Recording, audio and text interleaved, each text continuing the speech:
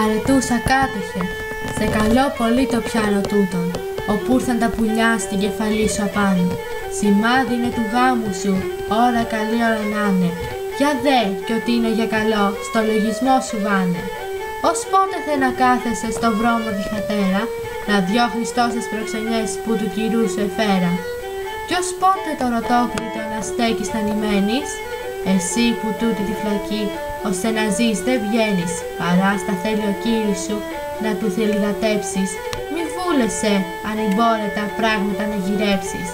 Και χίλιοι χρόνια ανεδιαβού δεν τον έκανε τέρι, κι ώστε να ζεις δεν έρχεται προς τα δικά σας μέρη. Κι αν αποθάνει ο κύρις σου, παραγγελιά να αφήνει, κι όσοι αποθάνουν πίσω του να εξορκίσουν και εκείνοι. Λοιπόν, κυρά μου, σχόλασε, το λογισμό τον έχεις, κι ο ξένος γίνεται άντρας σου, κάμε τον να κατέχεις.